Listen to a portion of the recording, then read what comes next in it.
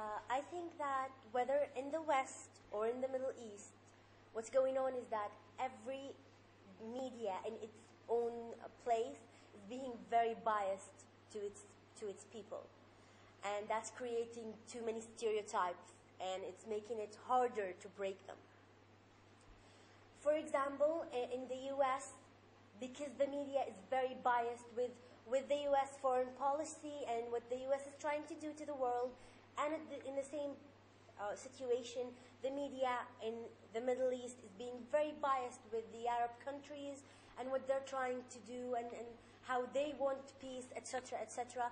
So everybody is being stuck in the same place. They think they're right and everybody else is wrong, because that's the message that's being delivered to them. And as I said before, that's creating too many stereotypes, and it's making it harder to break them. The first step in breaking stereotypes between Western countries and predominant Muslim countries would be changing the dynamic of the internal societies of both countries. What I mean is, this might sound a bit trivial, but I think it's the most important step we need to do. If we teach people about forgiveness, about dialogue, and how it's going to improve their lives and how it's going to improve their relationships with the outside world, I think we will change people. So I'm suggesting that this becomes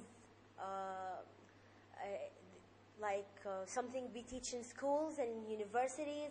We should have a subject on dialogue or cross-cultural dialogue.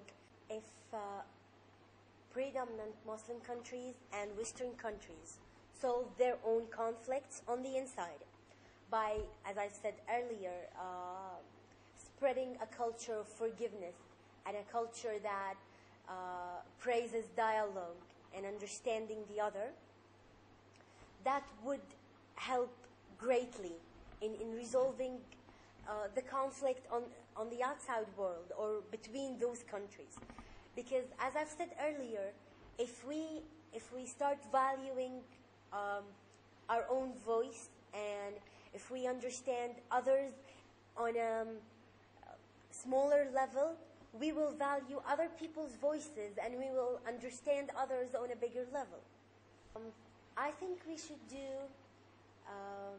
trainings and activities on a very wide level through countries, between countries. That would help people understand each other more. By that I mean something resembling the Challenge Day, which is sort of a training that allows you to learn more about people who were complete strangers to you. You can do this in schools, in universities. You can do this in conferences. It's very simple. You gather groups of people who were complete strangers. They can't be people who know each other. And then you make those people say very personal things that, well, basically no one knows about themselves, and they share it with others. So when you share something that personal and that valuable with a complete stranger, they no longer become strangers, and they no longer become threatening. They become human beings just like you are, and you view them differently, and therefore you will treat them differently.